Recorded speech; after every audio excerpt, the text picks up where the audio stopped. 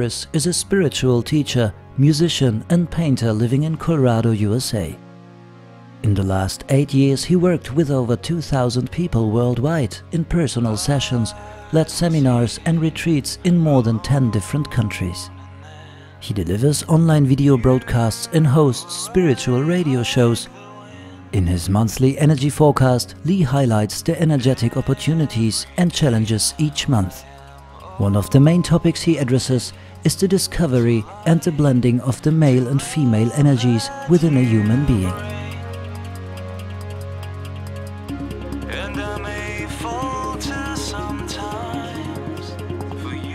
I thought I was a gay man all my life because I was attracted to men, and you know, women were always my friends and my great loves, but what's so interesting to me is that not long after the whole feminine experience, I had a couple of experiences with women on a relationship level that just felt so seamless to me, and that was really interesting, it kind of changed my programming. So it was like I'd strongly identified with this is who I am, and I think I held on to that in order to have the experiences I did.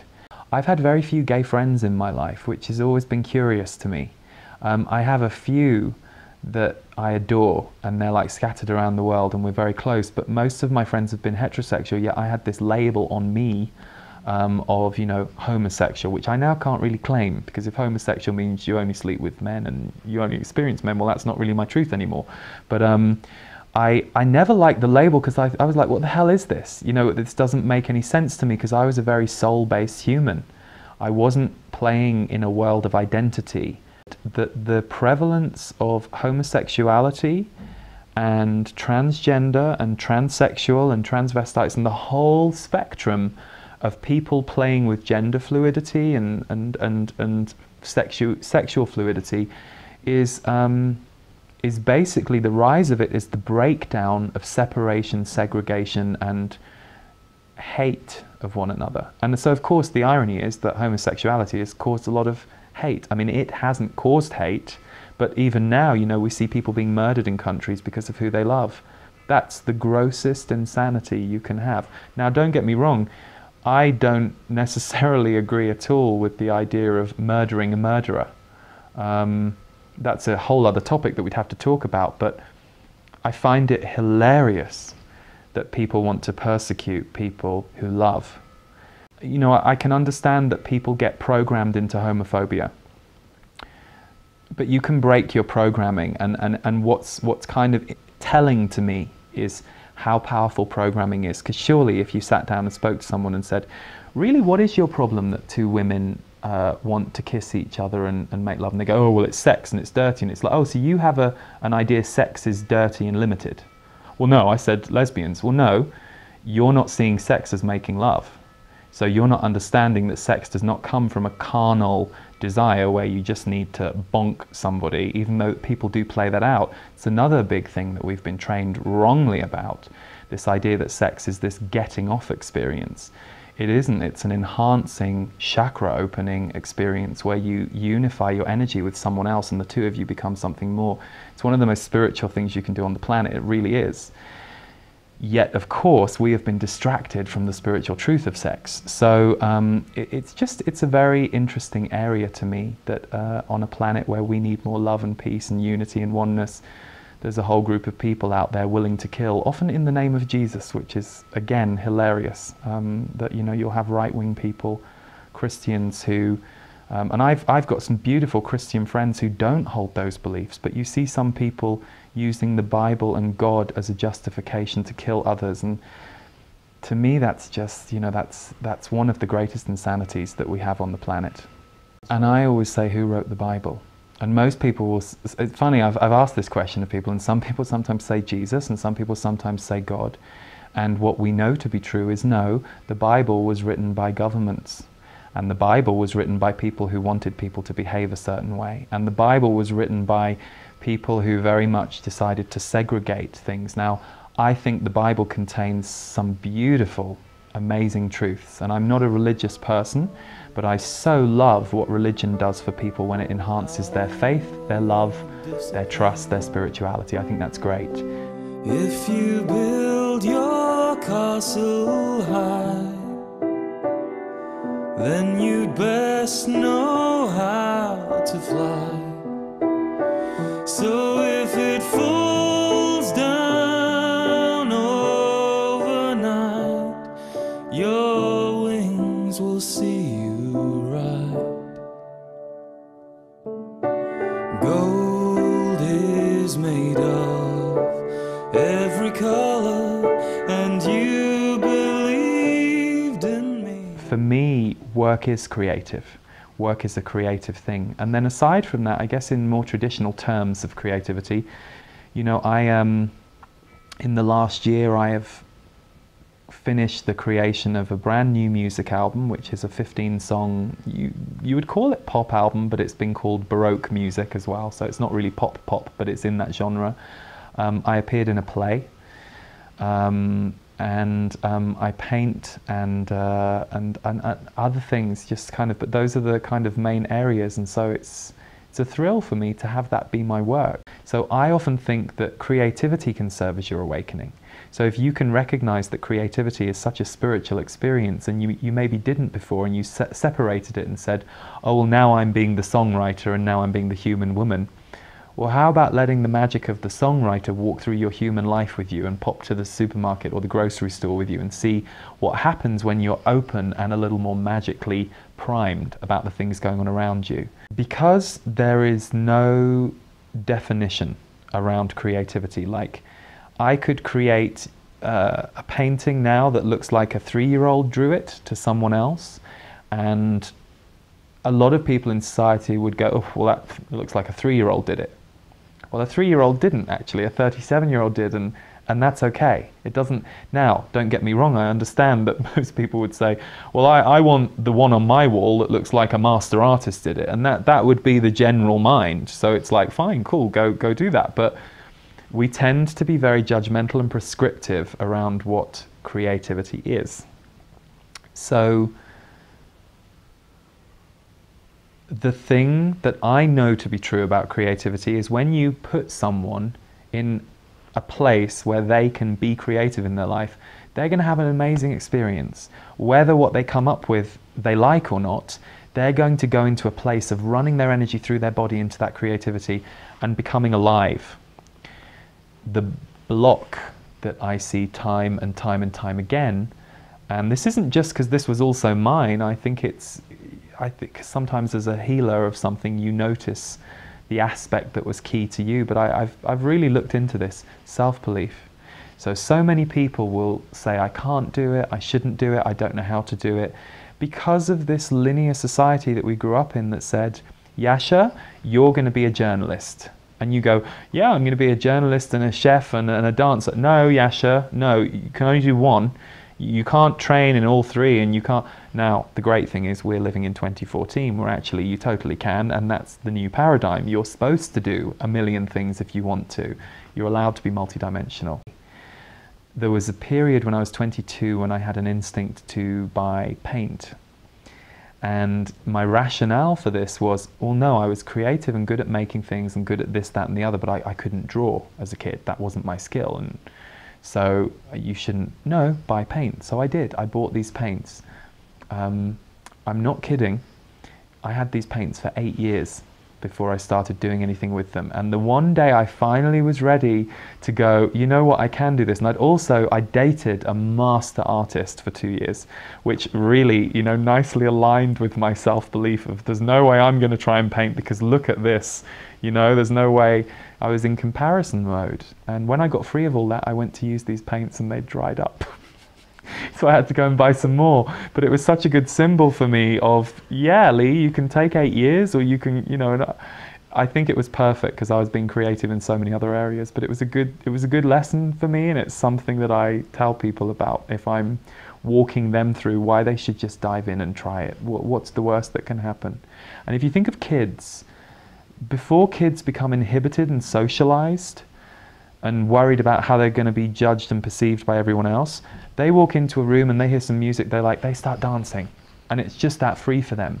And as adults, I feel like we work to reclaim that.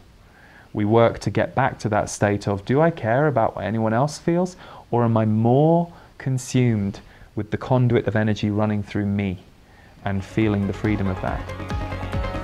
Fast, fast, fast, keep running, baby.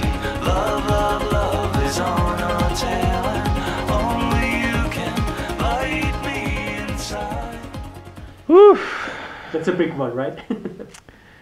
Well, what is love? I mean, again, you could get a million different answers from a million different people. So love could be a feeling or an essence that you enter into where your body lights up.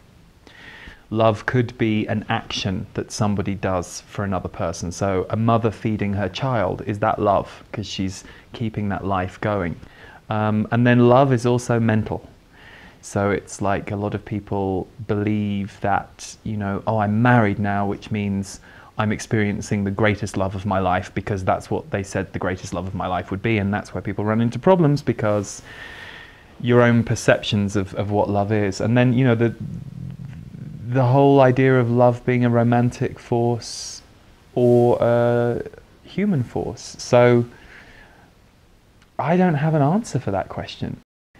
Love is always there. Some days it is just to the right of your shoulder, to remind us that, you know, when you can be feeling a lack of love or a darkness in yourself or in your life, it can just be moments away.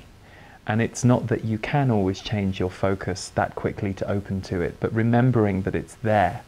So even if you're here in darkness, it's right there.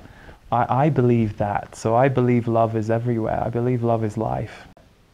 Let's say you think you have a connection with somebody and you're going to, your words, make love, but actually what you realize is they want to have sex. And typically, sex does not possess heart in our perception of sex. Typically, our perception of sex is genitalia, ejaculation, orgasm, nakedness, visual stimulation. That's kind of the base level that we've been taught and offered around sex, and that's kind of as far as it's gone. And again, a bit like I said earlier, it's brilliantly disempowering to people to tell them that's what sex is, because then they don't really experience the alchemy and the magic inherent in sex, that when you basically open your chakras to someone else in the act of sex, and yes, some of the physical stimulations that you do to different areas of the body can help encourage that, but you can also go beyond that. You know, I've had some of the most amazing, amazingly sexual connected experiences just holding someone when we're in bed together. And you know, you kind of have this whole chakra experience in the body. I couldn't access that in my 20s because I didn't know it was possible. And I don't think I really broke into that until my early 30s. And then suddenly sex becomes a lot less interesting when that's all that's put on the table without connection. And I think a lot of people operate still in that idea that sex is this thing. And I also know that from working with people over the years, there's a lot of anxiety around sex often, and there's a pressure on the man to perform, and there's a, you know, sometimes a real lack of appreciation that you know, if it's a male, female, that the woman's needs are being met because the man has learned either from pornography or from talking to other people that this is how it goes. And I've kind of, you know, worked with couples on that area a little bit as well. So for me, making love is when your heart's present, and doesn't mean you can't be having a fun time with somebody, you know, in a physical, playful, it can move all around, but if your heart's there, you also respect and honor the other person, and you recognize the vulnerability of this act, where the two of you are not only physically surrendering to each other, but emotionally and energetically. And if that's a joyous surrender for both of you, it's going to be fireworks. And if one party is coming in with that energy and another party doesn't know how to open that and starts using the other person's body to get themselves off, which you kind of see a lot, that's going to be tricky, because it's not going to feel good to the person who is more open. And probably the person who is less open is not going to have such a good time with this person than if they could just go and find another person who sees sex as gymnastics. The man who you recognize thinks that his penis is the key to orgasm rather than his body. So the idea that if he just shags someone, is that what we say in England, That, you know, basically if he just focuses on the shagging bit and does that fast enough and hard enough and long enough and da-da-da, he's then going to have a good feeling. But really that's keeping him at waist level. So he's never really going beyond his waist. There is a point where orgasm is lighting up all the chakras in your body to the point where the whole body can kind of start moving involuntarily, and kind of a flush and a rush kind of comes through you.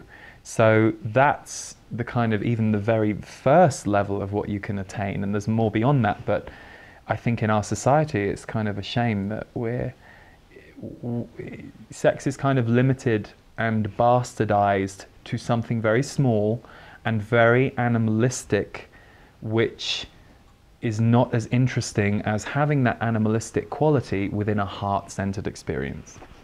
I have a friend who's polyamorous, and she was a revelation to me because she was a heterosexual woman who in her 20s decided she didn't want to be monogamous, which was a revelation to me because I was so monogamy programmed that, you know, I had this idea that I have one relationship, and when I'm in that relationship I mustn't even think about anyone else. I'm kind of, and then I kind of, she really opened my mind, and it's not that I then adopted her approach exactly, but she helped me see outside the boxing, and she will talk about experiences with multiple people that are incredible for her. I will, however, say that at this point in time, polyamory and group experiences seem a little complicated because not many people are clear enough about what's going on in that it can be a clear experience for everyone and everyone can walk away fine, rather than a little bit confused. And I'm not saying it should be that way. I'm saying I've just noticed with the people who are playing in that paradigm that I've worked with and seen, it can be more complex. But then I think with two people, yes, it can be complex, and with yourself it can be complex. So loving yourself, very controversial, this one, because you'll see all the internet trolls, they get called, the people who leave the nasty comments on the internet and the judgmental, angry comments. You'll see them going, oh, self-love is just selfishness, which is, you know, great, because it's a misconception of what self-love is. Self-love is understanding that if you honor and love yourself inside as much as you possibly can, your paradigms to loving the outside world get stronger. So a homophobe, for example, because we were talking about homophobes earlier, or a racist person, they are shut down inside. There is no question. You would not have hatred for a group that you do not need to have hatred for, because really it's none of your business the color of someone's skin or who someone's sleeping with. Why that affects you is interesting. There is something shut down inside. So they need more self-love, actually. And true self-love, not the kind that comes from the mind or the ego, but just honoring this strange, vulnerable path that we can all be on as human beings. I know that within Tantra practices, a great deal of importance is placed upon self-pleasure.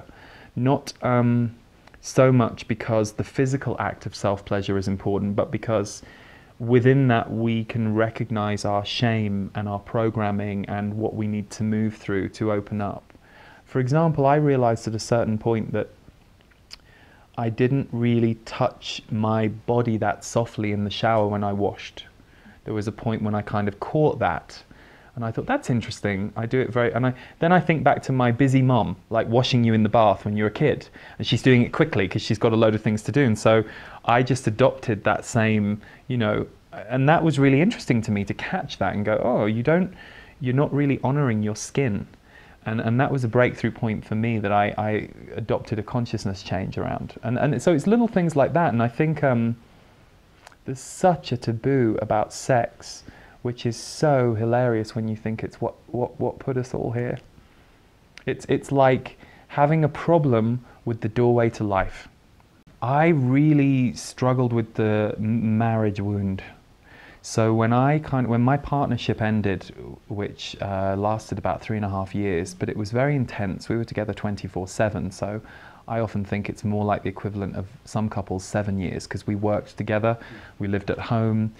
I really had a very strong belief in marriage at that time, and a real idea that you'd meet one partner and they would be with you for your life, and that would be wonderful, and you could transform. And despite all my intentions and beliefs around having found that, I was quite suddenly and shockingly shown that that wasn't true.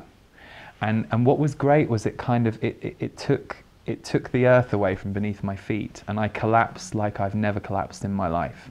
And there were other things around that scenario as well that were difficult for me to deal with. It wasn't just that. You know, it was kind of a problematic breakup on several levels. But again, it was a very learning experience for me, and it took me into pain that I'd never known, and it brought me out the other side with a kind of willingness to be wrong that I didn't have before. I think for me, my wounds of love came from fantasy, came from a romantic or fantastical notion of what love should be based on what I was told it was by the movies and the kind of storybooks. And I have a funny example of this that's just hit me, which is the movie Pretty Woman, which came out when I was about 13, and I just loved that movie. You know, I remember at the age of 13 just eating that film up, and it was only in my 20s that early 20s, I read some review of Pretty Woman, and it said, the dubiously immoral story of a hooker who finds her prince, and what a ridiculous story, because, you know, prostitutes don't have such a glamorous life, and they don't, you know when you're older and you kind of wake up. I wasn't thinking of those details. I was basically, I think, just enjoying what Julia Roberts was emitting, because she had this incredible wattage that we hadn't really seen at the time in that way. And I bought the love story, and I saw these two people from impossible circumstances. But yeah, I kind of read this review and went, yeah, I can see I can kind of see what you mean about it. And you know, I haven't seen that film for years and years, but the romance of you will meet somebody and it will all be okay, rather than you meet someone and then of course stuff's going to come up that the two of you can work through. I have really loved several partners in my life and been loved too, and so that's kind of rich. And I was in Ibiza making a music album in 2005, and the guy I was making the album with, he had a tarot reader that he loved, and he said, oh, this guy's really good.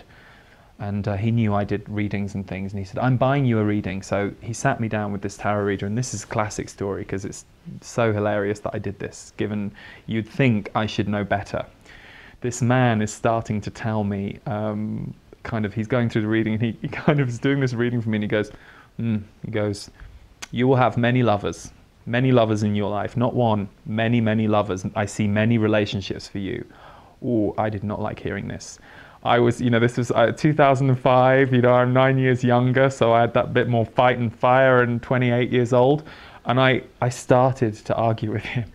I started to kind of tell him, and I was literally going, no, I'm going to get married and I'm going to have a partner. And I was, you know, and now I think it's hilarious that I of all people did that, because A, there's no need to fight him. I could have just dismissed it.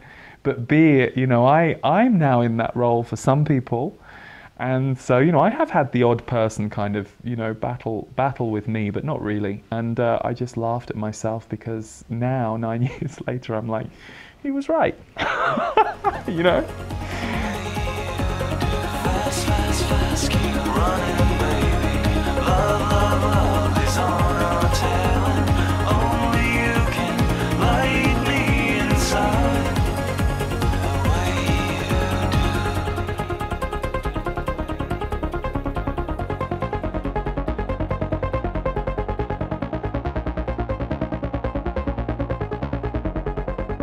The way